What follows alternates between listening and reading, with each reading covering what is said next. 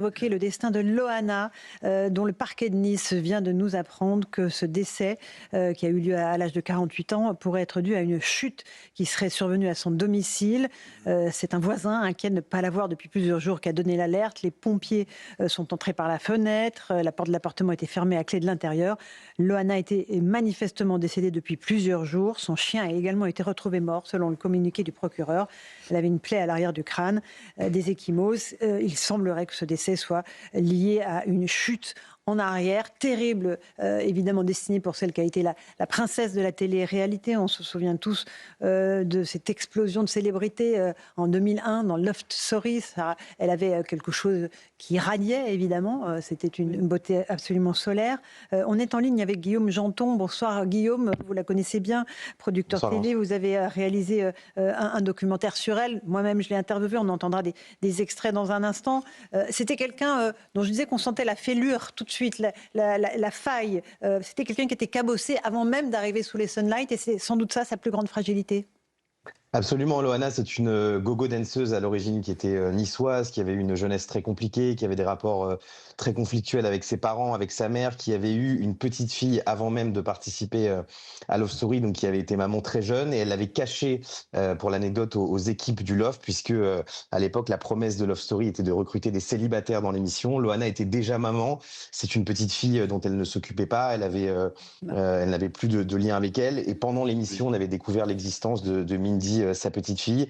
Et donc oui, un profil très fragile psychologiquement. Et je pense que on ne peut pas dire que c'est la télé qui est responsable entièrement de son tragique destin, mais je pense qu'elle a été un exhausteur, un accélérateur pour elle, malheureusement, dans cette spirale infernale. Vous avez raison. On va écouter un extrait de ce qu'elle vous a dit. À la sortie du loft, elle vous a dit elle était comme un objet. J'étais un objet, raconte-t-elle. On l'écoute.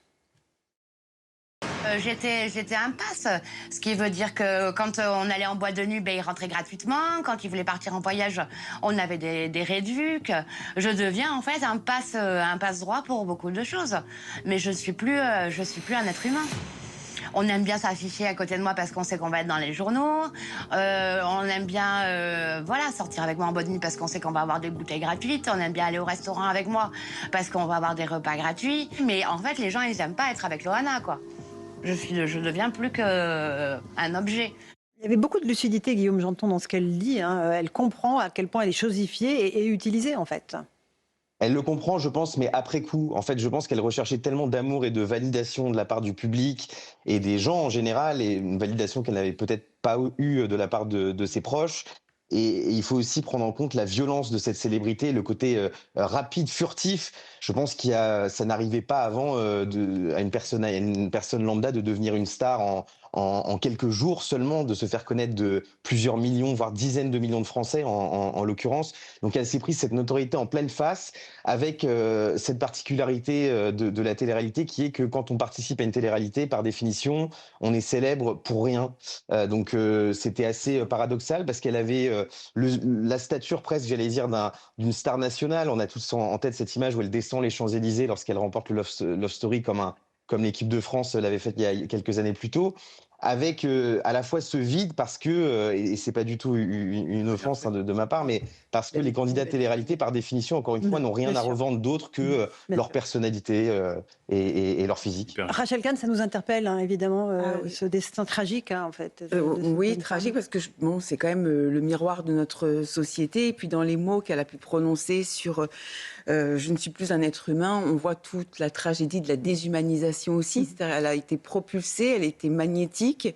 Finalement, c'était en quelque sorte la première influenceuse aussi, comme ça, avec cette image et toute la meute derrière qui l'a disqualifiée, qui a cherché à la salir. Et quand on n'est pas cortiqué, quand on n'est pas solide de l'intérieur, et bien forcément, ça finit en drame. Je vais vous passer la parole, mais j'aimerais qu'on écoute un autre extrait. Alors ça, c'est une interview qu'elle m'avait donnée sur le plateau de CNews pour la promotion d'un livre qui s'appelait « Si dure est la nuit, si tendre est la vie ». Et elle explique ce qu'a été sa vie après Love Story, à quel point ça a été une période à la fois euphorisante et très déstabilisante. On l'écoute. Quand je suis sortie de ce jeu, je ne comprenais rien en fait à ce qui m'arrivait. Quand on me voit comme ça, je suis tellement contente de sortir de ces 10 semaines, mais en fait je ne comprends pas ce qui m'arrive. Et oui, ce qui a été vraiment compliqué à vivre pour moi à ce moment-là. C'était euphorisant, forcément, mais très déstabilisant et terrifiant de voir ma vie comme ça étalée sur les journaux sans que ça soit moi qui en parle. On dit quelque chose, on sait que ça va être publié, mais là, d'un seul coup, c'était des choses que j'aurais pas voulu qu'on sache. Et voilà, j'avais toute ma vie. Tout le monde connaissait plus ma vie que moi, je la connaissais moi-même. C'est terrible ce que dit Loana Catherine Ney. Oui, c'est-à-dire qu'elle est devenue célèbre en ayant juste été, parce qu'elle a été enfermée pendant des semaines dans un loft, où d'ailleurs elle n'avait pas conscience, disait-elle, qu'elle était filmée. Et quand elle est sortie, où tout le monde attendait, elle a découvert à ce moment-là qu'elle était une célébrité, et dans le fond elle n'avait été célèbre que pas du tout parce qu'elle était une comédienne, parce que c'est une fille qui avait un joli physique, qui était sympathique d'ailleurs, de tous ceux qui étaient avec.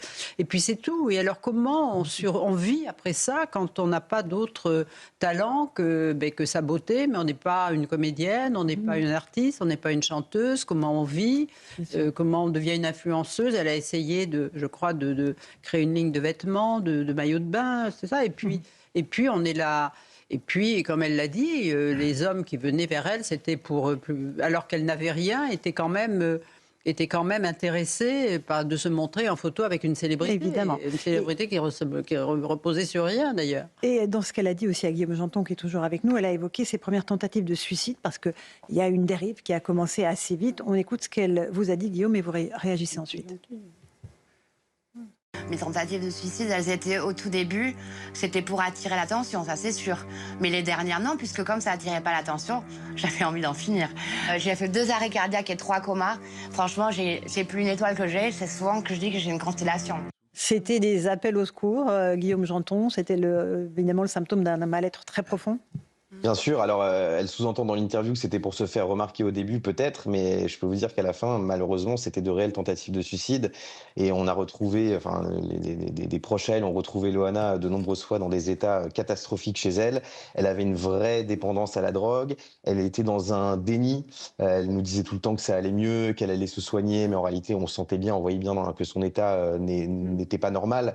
Et il y a aujourd'hui beaucoup de gens se demandent et accuse ses proches de ne pas l'avoir aidé suffisamment, je pense, pour l'avoir côtoyé, avoir été un peu autour de son environnement pendant quelques mois, que malheureusement, c'était extrêmement compliqué, voire impossible de l'aider, parce qu'une personne dépendante de substances comme la drogue que prenait Loana doit vouloir se prendre en charge elle-même.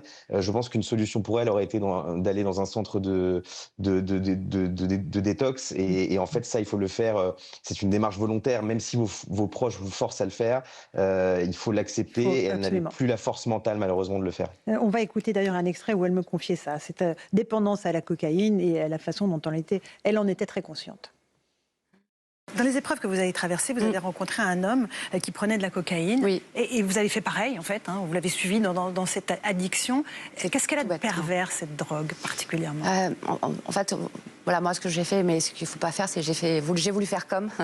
C'est comme ça que des fois, on fait souvent des bêtises. Il ne faut pas faire comme pour être comme la personne. Ce que j'ai fait, cette drogue, elle était horrible. Parce qu'au tout début, bien sûr, comme je le marque, faut pas être non plus, faut pas dire non, c'est pas bien, machin. Bien sûr que quand j'en prenais au tout début, je me sentais la reine du monde.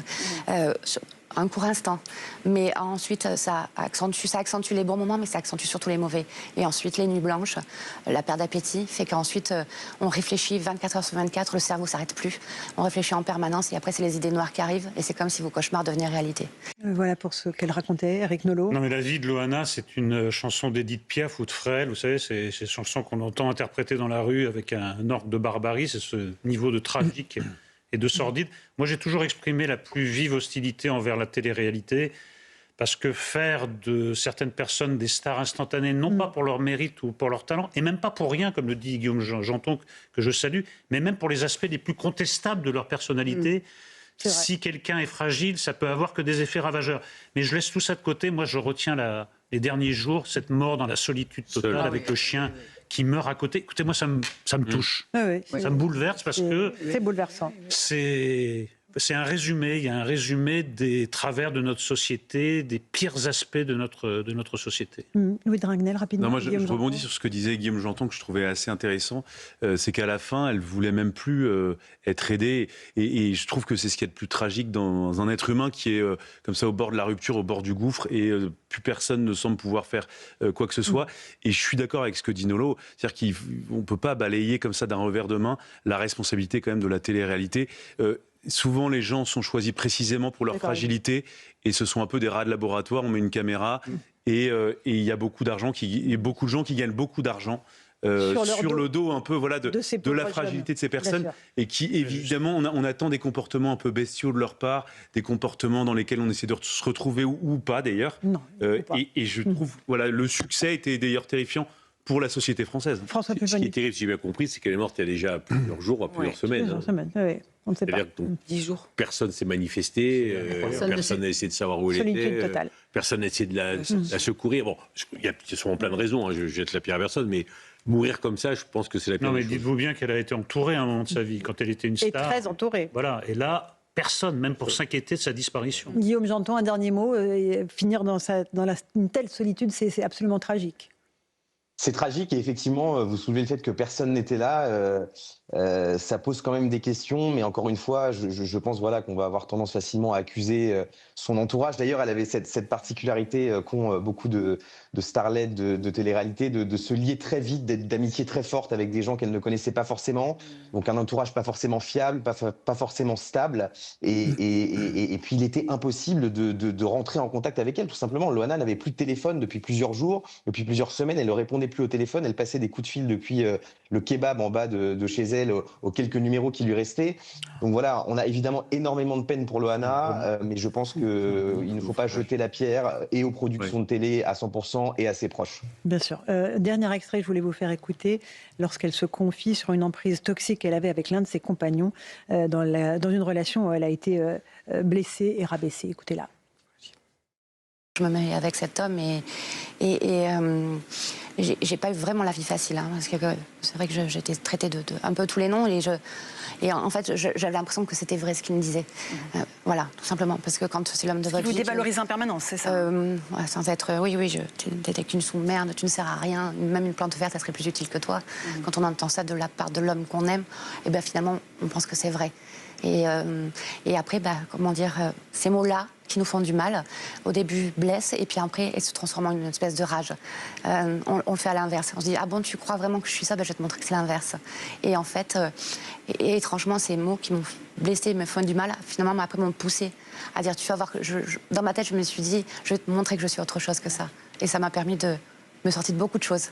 Voilà, c'est Loana qui avait envie de se battre à ce moment-là, qui voulait s'en sortir et que la vie a rattrapé, Éric Nolot. Oui, mais c'était trop fort pour elle, le monde autour, entre la célébrité, la machine à broyer de la télé-réalité, les hommes toxiques, la drogue. Comment vous voulez qu'elle s'en sorte? Bien sûr. Mais on se dit toujours que, même si c'était difficile de l'aider, je suis d'accord avec Guillaume Janton, je vois très bien ce que ça peut être comme profil. On se dit, il ne s'est pas trouvé une bonne âme quand même pour essayer, malgré tout. C'est quand même curieux. Catherine, dernier mot. Oui, c'était l'armature était faible, mais quand vous l'écoutez, vous dites elle est intelligente, elle analyse tout à fait ce qui lui est arrivé, les défaillances qu'il y a eu, comment elle était manipulée, elle a essayé de se battre, elle n'a pas réussi. Enfin, c'est une histoire, c'est un film, c'est un roman, c'est quelque chose, un roman triste de la société d'aujourd'hui. Philippe Meuret a écrit de très belles pages sur elle.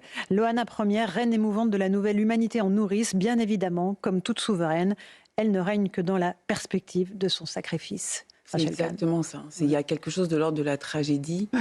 Évidemment, la maltraitance médiatique, la maltraitance sociale, la maltraitance intime.